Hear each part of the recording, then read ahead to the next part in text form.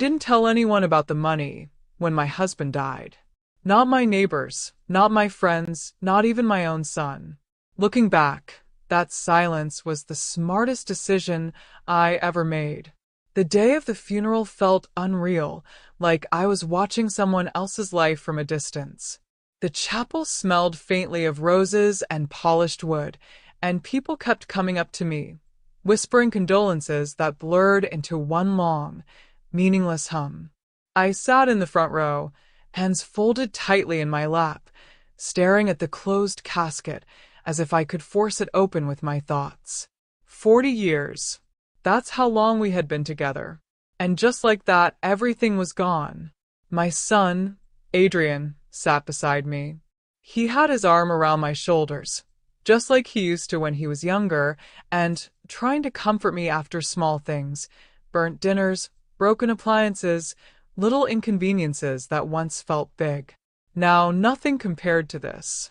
He looked older than I remembered, or maybe just different. On his other side sat his girlfriend, Clarissa. She wore black, of course, but everything about her felt too perfect. The dress, the makeup, even the way she dabbed at her eyes. It didn't feel like grief. It felt like performance. At one point, I caught her glancing around the room, not at the casket, not at me, but at the people. Observing, measuring, as if she were trying to understand something that had nothing to do with loss. "Mom, are you okay?" Adrian whispered. I nodded automatically. I wasn't okay. I wouldn't be okay for a long time, but something else had already started to bother me, something I couldn't yet explain. 3 days later, I sat in a quiet office across from a man who held my future in a folder. "Meryl," he said gently, adjusting his glasses, "your husband made very detailed arrangements." I barely heard the words at first. My mind was still stuck in the past, on breakfasts we'd shared, on arguments that now seemed meaningless, on the sound of his voice calling my name. Then the number appeared in front of me. I blinked. "I'm sorry," I said slowly. "This must be wrong." "It isn't," the lawyer replied. $8 million. I repeated it in my head over and over, but it didn't feel real. We had lived comfortably, yes, but never extravagantly. My husband had always been careful, practical. I knew he invested, but nothing that would lead to this. "I didn't know," I whispered. "He wanted to make sure you were secure," the lawyer said. Secure. The word echoed in my mind long after I left his office. That evening, I sat alone at the kitchen table, staring at the documents. The house felt different without him, too quiet, too still. Every corner held a memory, and every memory felt heavier now. I picked up my phone to call Adrian. Then I stopped. Something inside me hesitated. I couldn't explain it logically. It was just a feeling, small, quiet, but persistent. So I put the phone down. The next morning, Adrian showed up unannounced. He still had a key. Of course he did. He let himself in like he always had, calling out casually, "Mom?" I quickly gathered the papers from the table and slipped them into a drawer before he entered the kitchen. "Hey," he said, hugging me briefly. "How are you holding up?" "I'm managing." His eyes flickered toward the drawer. Just for a second, but I noticed. "What was that?" he asked. "Just paperwork," I replied. "Nothing important." He nodded, but something about his expression lingered too long. Then, almost casually, he said, "I was thinking about Dad's finances." I felt something tighten in my chest. "What about them?" "Well," he shrugged, "just making sure you're okay. You know, insurance, savings, things like that." The way he said it didn't feel natural. It felt rehearsed. "I'm still sorting everything out," I said carefully. "Maybe I could help," he offered quickly. "Go through things with you. Make sure nothing gets missed." I studied his face. This was my son, the boy I had raised, the one who used to run to me with scraped knees and broken toys. But now, there was something else behind his eyes. Something calculating. That's kind of you, I said, but I'd rather handle it myself for now. His jaw tightened slightly. You don't have to do everything alone, Mom. I know. There was a pause. Then he smiled, but it didn't quite reach his eyes. After he left, I sat in the living room, staring at nothing. He had never asked about money before. Not once. And now, suddenly, it was one of the first things on his mind. The room went silent for a moment, and I could feel Clarissa watching me carefully, as if reassessing something. After they left, I sat alone again, but this time the silence didn't feel empty. It felt heavy, filled with thoughts I couldn't ignore anymore. I started replaying every conversation, every glance, every carefully worded question. It all pointed in one direction. They were trying to figure out how much I had. And worse, they were trying to figure out how to get access to it. The realization settled in slowly, like cold water rising inch by inch. It wasn't just suspicion anymore. It was understanding. A few days later, everything became clearer. I was in the backyard, tending to the small garden my husband and I had built together. It was one of the few places where I still felt close to him. The air was calm, and for a moment, I almost felt peaceful until I heard voices coming from the kitchen window. Adrian and Clarissa. They must have let themselves in again. I wasn't planning to listen. I really wasn't. But then I heard my name. She's being difficult, Clarissa said, her voice sharper than I had ever heard it before. There was no softness now, no sweetness, just irritation. I know, Adrian replied. Every time I try to bring it up, she shuts down. Well, of course she does, Clarissa said. She knows what she's sitting on. My hands froze around the gardening shears. What if she doesn't have that much? Adrian asked. Clarissa laughed quietly, and it sent a chill down my spine. Come on. Your father worked his whole life. You really think he left her with nothing? There's something there. There has to be. She won't tell me anything. Then you're asking the wrong way. There was a pause. We need to be smarter about this, she continued. You can't just ask directly. You have to make her feel like she needs help, like she can't handle it on her own. I felt my heart pounding now, loud enough that I was sure they would hear it through the walls. She's old, Adrian, Clarissa added, her tone almost dismissive. Eventually she'll slip. They always do. Old. The word hit me harder than anything else she had said. Maybe we're pushing too hard, Adrian muttered. No, she replied firmly. We're just not being strategic enough. That money is going to be yours eventually anyway. Why should we struggle now when she's probably sitting on it, doing nothing? Struggle. I thought about the expensive dinners they posted online, the new clothes, the way Clarissa always seemed perfectly put together. Their version of struggle looked very different from mine. I stepped away from the window quietly, my hands trembling, and walked back toward the garden. By the time they came outside a few minutes later, I was watering the plants as if nothing had happened. There you are, Clarissa called brightly, her voice back to that perfectly crafted warmth. We were just talking about future plans. I'm sure you were, I said, not looking up. Adrian hesitated before speaking. Mom, Dad never mentioned anything about savings, did he? Or investments? Just so we understand what you're dealing with. I straightened slowly and looked at him. Why would your father discuss private finances with you? He blinked, clearly not expecting that. I just meant if you need help.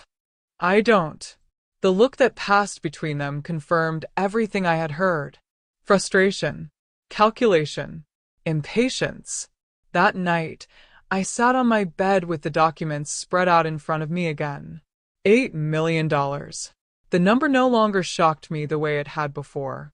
Now it felt like something else entirely. A target. I thought about everything I had heard. About the way Clarissa spoke when she thought I wasn't listening. about how easily my own son had been drawn into it. And something inside me shifted. I wasn't just grieving anymore. I was preparing. I gathered the papers and locked them away again, this time with more care than before. Then I sat in the quiet room, staring into the darkness. They thought I was weak, Confused. easy to manipulate. They thought I didn't understand what they were doing. That was their first mistake. And I had a feeling it wouldn't be their last. After that day in the garden, I stopped seeing things the way I used to. It was as if a veil had been lifted, and suddenly every word, every gesture, every visit had a second meaning. I wasn't just a grieving widow anymore. I was something else in their eyes. A problem to solve. An opportunity waiting to be unlocked. And once you see something like that, you can't unsee it. Adrian didn't change immediately, but I could tell something was building. The patience he had been trying to show me started to wear thin, little by little.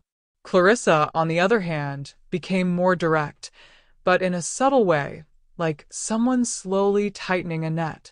The shift became obvious when the wedding plans started.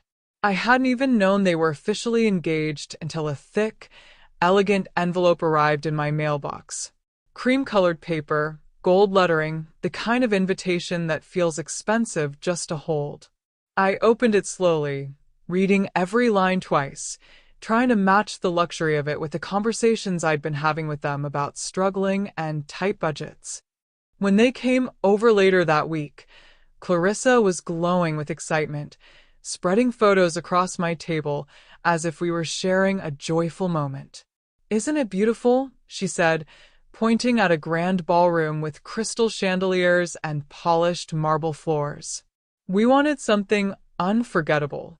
"It certainly looks impressive," I replied carefully. Adrian shifted slightly in his seat. "We got a good deal," he added quickly, as if he needed to justify it. "A very good deal," Clarissa repeated, though her smile didn't quite match her eyes. I studied the images in silence. Everything about the wedding screamed luxury. Hundreds of guests, elaborate decorations, a multi-course dinner. It didn't match the picture they had been painting for me over the past weeks. "This must be expensive," I said finally. There was a brief pause. "It's worth it," Clarissa answered smoothly. "You can't put a price on memories." "Maybe not. But you could certainly put a price on everything else." At first, they didn't ask for anything directly. Not right away. They eased into it like they had practiced. Small comments, casual mentions of unexpected costs, little hints dropped into conversation like breadcrumbs. "The photographer raised their price last minute," Adrian said one afternoon, rubbing the back of his neck. "Apparently, it's peak season." "The florist too," Clarissa added. "Everything is just adding up."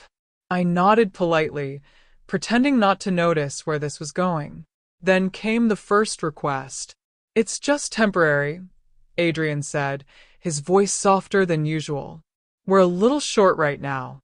About 3,000. 3,000. He said it like it was nothing, like it was the kind of amount people casually borrowed, without thinking twice. I folded a towel slowly, buying myself time. "That's a lot of money." "I know," he said quickly, "but I'll pay you back. After the wedding, after the honeymoon, things will settle down." I looked at him, really looked at him. My son, my only child. And yet, in that moment, I felt like I was speaking to a stranger repeating lines he didn't fully believe in. "I'm on a fixed income now," I said calmly. "I have to be careful." The disappointment on his face was immediate. Not sadness, disappointment. "But you must have something saved," he insisted. "Dad always talked about being prepared." "This isn't an emergency," I replied. "It's a choice." Clarissa reached out and gently touched his arm, her expression perfectly composed. "It's okay," she said softly. "We'll figure it out. Your mom has her own responsibilities." Her words sounded understanding, but her tone carried something else, something colder. They didn't ask again that day. But they didn't stop either. Over the next few weeks, the requests kept coming, each one wrapped in a different story. A deposit that couldn't wait. A dress that needed last-minute alterations. A vendor that refused to continue without additional payment. Every situation was urgent. Every solution seemed to lead back to me. I said no every time. And with each refusal, something in Adrian changed. The warmth faded. The patience disappeared. The guilt started creeping in. "I don't understand why you're being like this," he said during one phone call, his voice tight with frustration. "Dad would have helped. Your father would have taught you responsibility," I replied. There was silence on the other end. Then he hung up. The wedding day came anyway. Bright, perfect, almost unreal. The kind of day people dream about and remember forever. I wore a simple dress and the necklace my husband had given me years ago. As I sat among the guests, watching everything unfold, I felt strangely detached, like I was attending an event that had nothing to do with me. Clarissa looked stunning, of course. Every detail of her appearance was flawless. Every movement carefully timed. Every smile perfectly placed. Adrian looked happy. Or at least he looked like he was trying to be. During the reception, I watched them move from table to table, thanking guests, accepting compliments, posing for photos. When they reached me, Clarissa leaned in and kissed my cheek. "Thank you for everything," she said warmly. Everything. The word lingered in the air. "I hope you're happy," I replied. "We are," Adrian said quickly, his arm around her waist. Later that evening, Clarissa sat down beside me while the music played and the guests danced. "You know," she said quietly, "we've been thinking about the future." I didn't respond. "A house," she continued. "Maybe children. A real life together." "That sounds lovely." "It is," she said, turning slightly toward me. "But it's also expensive. Very expensive." There it was. Even on her wedding day, she couldn't help herself. "I'm sure you'll manage," I said. She smiled, but this time it didn't reach her eyes at all. It would just be easier with support. I met her gaze calmly. "I believe people should build their own foundation." For a brief moment, her expression cracked. Just for a second, but it was enough. 2 weeks later, the phone calls started again. But this time, they weren't polite requests. They were expectations. And I knew the situation was only going to get worse. After the wedding, something shifted completely. The polite tone, the careful phrasing, the fake patience, it all started to disappear. It was as if a line had been crossed, and now they no longer felt the need to hide what they wanted. The calls from Adrian became more frequent, more urgent, and less respectful. Every conversation began the same way, like a script he had memorized.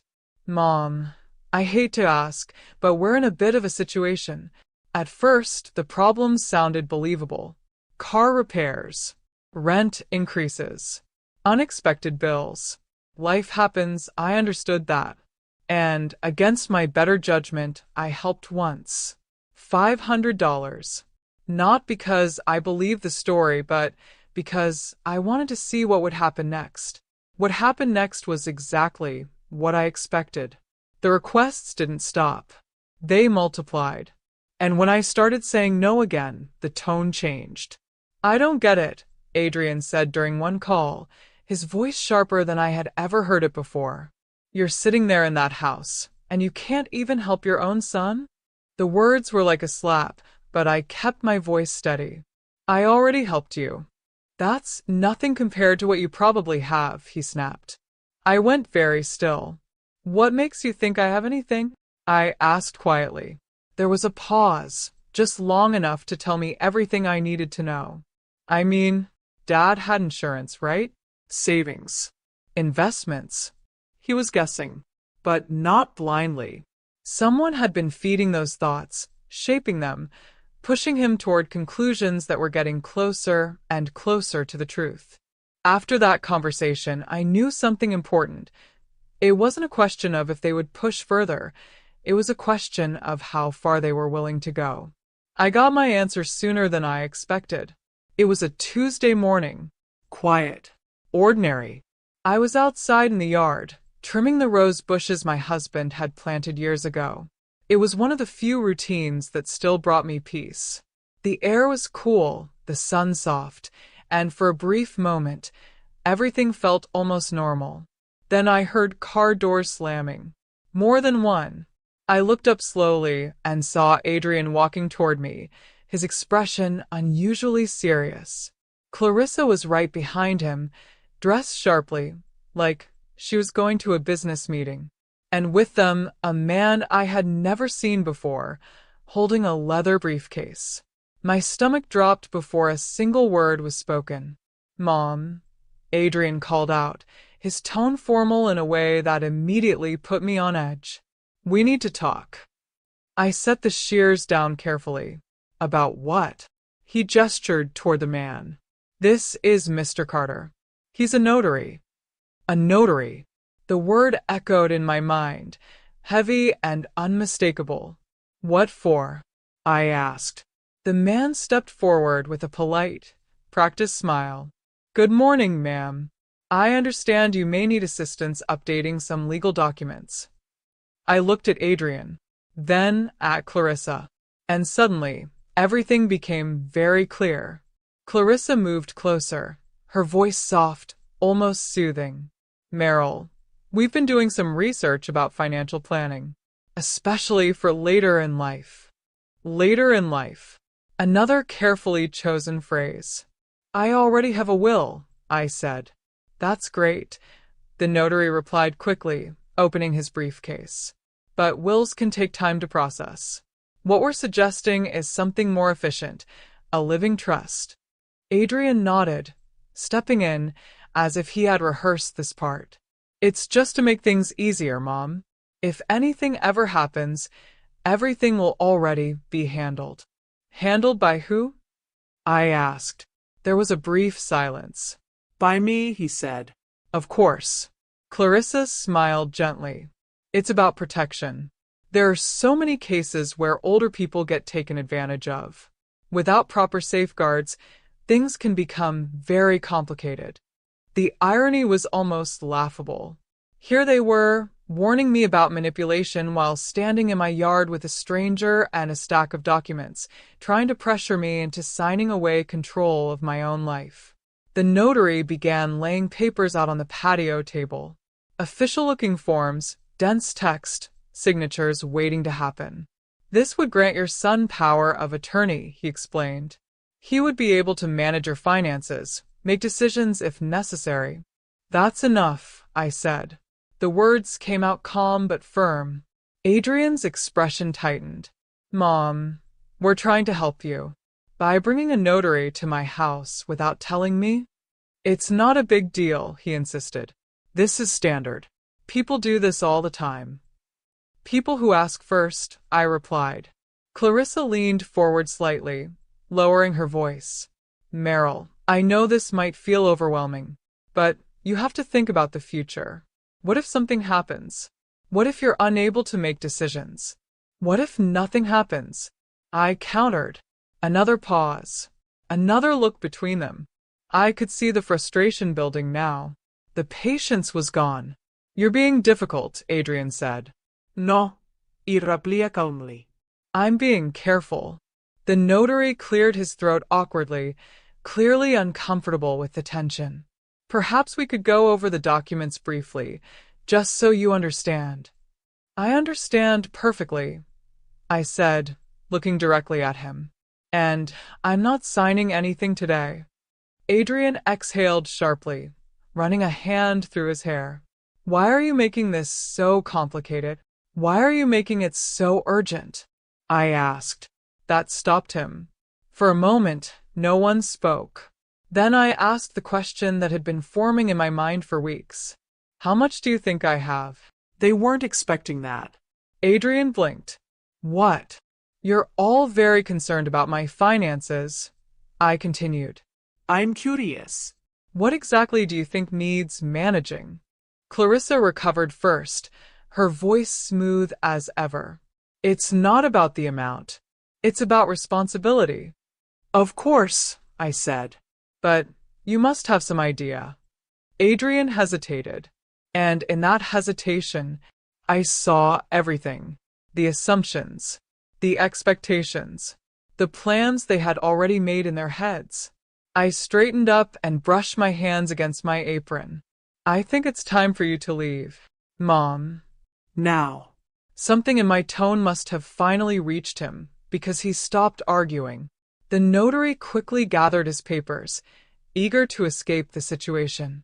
Clarissa stood slowly, her expression tight, the mask slipping just enough for me to see the anger underneath. You're making a mistake, she said quietly. Maybe, I replied, but it's mine to make. They left without another word. I watched them drive away, my heart pounding, my hands trembling slightly, but my mind clearer than it had been in months. They had crossed a line, not just emotionally, legally, and that changed everything. That evening, I sat alone in my kitchen, staring at the same table where my husband and I had shared decades of our lives. The house was quiet again, but this time the silence felt different. Not empty, focused. I reached for my phone and made a call, because if they were willing to go that far, then I needed to be ready for whatever came next. After the day they showed up with the notary, everything became very quiet. Too quiet. No calls. No surprise visits. No urgent situations. For almost 2 weeks, Adrian completely disappeared from my life. If I had known better, I might have believed he finally understood that maybe something in him had woken up after I told them to leave. But I did know better. Silence like that doesn't mean peace. It means planning. I used that time wisely. I met with my lawyer, went over every document again, and made sure everything was locked down tighter than ever. Accounts secured, permissions restricted, contingencies put in place. If anyone tried anything, even indirectly, it wouldn't be easy. Still, I couldn't ignore the emotional side of it. This wasn't just about money. This was my son, the boy I raised, the one I protected his entire life. And now I had to protect myself from him. That realization didn't hurt in a sharp way anymore. It settled deeper than that. Heavier. Colder. Then one Sunday evening the silence broke. A knock at the door. Not the usual quick entrance with his key. Not the casual "Mom" from inside the house. A knock. That alone told me something had changed. When I opened the door, Adrian stood there alone. For a moment, I barely recognized him. His clothes were wrinkled, his hair unkempt, dark circles under his eyes. He looked exhausted, and something else. Not angry, not defensive. Broken. "Can I come in?" he asked quietly. I stepped aside without a word. He walked into the living room slowly, like he wasn't sure he belonged there anymore, and sat down on the edge of the couch. The same couch he used to jump on as a child. Now he sat stiffly, hands clasped together, staring at the floor. "Where's Clarissa?" I asked. "At her sister's," he said. "She doesn't know I'm here." That caught my attention. I sat across from him. "What's wrong?" He let out a long breath, dragging his hands over his face. For a while, he didn't speak at all. I waited. Finally, in a voice that barely held together, he said, "We're in trouble." I didn't interrupt. "The wedding, the loans, everything. It's falling apart." He swallowed hard. "We owe more than 60,000. The number hung in the air between us. Credit cards, personal loans, all of it. We can't keep up." I watched him carefully. This wasn't rehearsed. This wasn't manipulation. This was something else. "Clarissa says we should declare bankruptcy," he continued. "But I can't. I can't." "Why?" I asked. He looked up at me, his eyes red. Because I know Dad left you something. I know you're just being careful with it, trying to make it last. But Mom, I'm drowning. there it was. Even now, even like this. The assumption, the belief that there was money waiting to save him. For a moment, my heart ached. Truly ached. This was my son, sitting in front of me, desperate and lost. But behind that pain was something else, clarity. How much do you think your father left me? I asked gently. He hesitated. I don't know, maybe 50,000? 100? Something like that. I almost smiled. All of this, all the pressure, the manipulation, the schemes for what he thought was a relatively modest amount. And if I gave you that money? I asked. It would help, he said quickly. We could pay off the worst of it. Get back on track. I'd pay you back, I swear. And then what? He blinked. What do you mean? After that money is gone, I said calmly. What happens next? He opened his mouth, then closed it again. I don't know. Exactly. I stood up and walked to the window, looking out at the yard. The same yard where, just weeks ago, I had overheard them talking about me like I was already gone. Tell me something, I said. What does Clarissa say about me? He stiffened slightly. What? About my money. About my decisions. About who I am. He hesitated again, but this time longer. She thinks, he started then stopped. Say it. She thinks you're being selfish, he admitted quietly. That you're holding on to money while we struggle. That family is supposed to help each other. I nodded slowly. And you? I asked. I don't know what to think anymore, he said, his voice breaking. Everything's so messed up. I turned to face him. Then listen carefully, I said. He looked up. Your father didn't leave me 50,000. I continued. Silence. Not 100,000 either. His brow furrowed, confusion replacing exhaustion. He left me 8 million. The words landed heavily. For a moment, Adrian didn't react at all. Then his eyes widened, his mouth opening slightly, as if he couldn't quite process what he had just heard. 8 million, he repeated. Yes. The room felt completely still. I watched the realization unfold across his face, the shock, the disbelief, and then something darker. Understanding. The notary, he whispered. The papers. Oh, God. Yes. He stood up abruptly, pacing a few steps before stopping, running his hands through his hair. What have I done? He muttered. You've been manipulated, I said calmly. But you also made choices. He covered his face with his hands. I'm so sorry, Mom. I'm so. Stop, I said gently. Apologies won't fix this. He lowered his hands slowly. You have a decision to make, I continued. What decision? You can go home, tell Clarissa everything, and continue down this path, or you can decide who you want to be. He stared at me, struggling to understand. She married you believing there was money waiting, I said. Everything she's done has been leading to that. His expression changed again. A shift. A realization clicking into place. The stories, he said slowly. Her grandmother, all those examples. Yes. He let out a bitter laugh. She told me her grandmother died when she was a kid. I said nothing. The silence spoke for itself. He stood there for a long moment, then straightened, something in his posture changing. She's been playing me, he said. Yes. All of it. Yes. He nodded slowly, his jaw tightening. I'm going home, he said. And then, I'm going to find out the truth. He walked toward the door, then stopped, turning back to me. Do you think you'll ever forgive me? I looked at him for a long moment.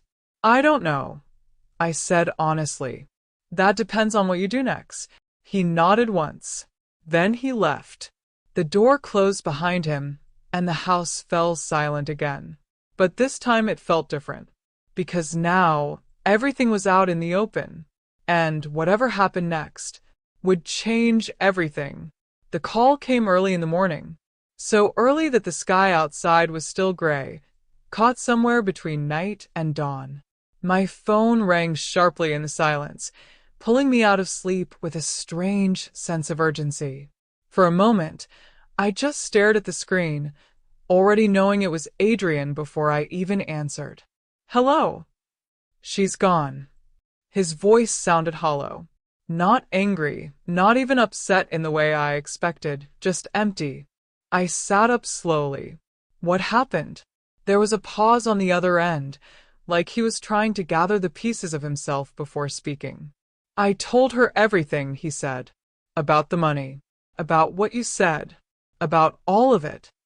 I closed my eyes briefly. "And at first she didn't believe me," he continued. "Then I showed her everything I could, explained what you told me. And Mom," his voice tightened, "you should have seen her face." I didn't respond. I didn't need to. "She didn't even try to hide it," he said bitterly. "Not this time. She started talking, really talking, about plans, about what we could do, legal ways to challenge things, ways to prove you weren't capable of handling your finances." A cold feeling spread through my chest. "She wanted to put you in a care facility," he added quietly. "Said it would make things easier legally." For a moment, I couldn't speak. Not because I was surprised, but because hearing it said out loud made it real in a way nothing else had. "And you?" I asked. "I told her no," he said immediately. "I told her I wasn't going to be part of that." There was another pause. "She called me weak," he continued. "Said I was throwing away the biggest opportunity of my life. Said I'd regret choosing you over money." His voice cracked slightly on the last word. "I'm sorry," I said softly. "Don't be," he replied quickly. "You were right. About everything." I leaned back against the headboard, letting the silence settle for a moment. "What happened after that?" I asked. "She left," he said. "Packed her things, took whatever she could, and walked out. Cleaned out our joint account, too. Left me with the debt." Of course she did. It was almost predictable in its simplicity. "And now?" I asked. A quiet exhale. "Now I figure out how to fix my life." We stayed on the phone for a while after that. Not talking about money, not about Clarissa, but about small things.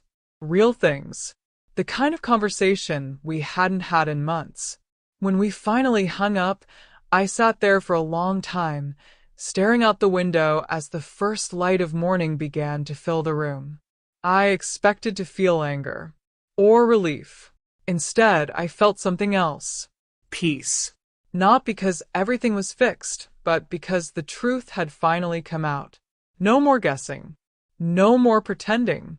No more carefully hidden intentions. Just reality. And reality, even when it's difficult, is easier to live with than illusion. Over the next few weeks, Adrian and I began something slow and unfamiliar. We started rebuilding. It wasn't easy. Trust doesn't return overnight. It doesn't even return quickly. But I could see the difference in him. The way he spoke. The way he listened. The way he stopped assuming and started asking. He filed for bankruptcy, something he had once refused to even consider. He moved into a small apartment, nothing like the life he had imagined with Clarissa. He found a job, something steady and simple, and for the first time in a long time, he wasn't chasing something unrealistic. He started visiting me every Sunday.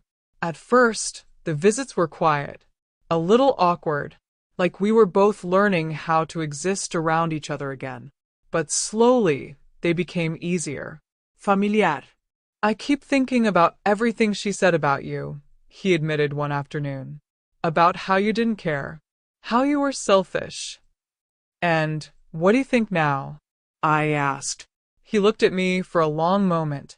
"I think I stopped seeing you as my mother and started seeing you as a solution." The honesty in that hurt, but it also mattered. "That won't happen again," he added. I know, I said. And for the first time in a long time, I meant it. A few months later, I made a decision that surprised even me. I'm selling the house, I told him one evening. He blinked. Are you sure? I looked around the living room, the same room that had held decades of memories. Joy, arguments, laughter, silence. Everything. I'm sure. Why? Because I can, I said simply. Because I want something different. That was the moment I realized what the money really meant. It wasn't just security. It was freedom. The house sold quickly. A young family bought it. 3 children, full of energy, filling the space with a kind of life I no longer needed but was happy to pass on.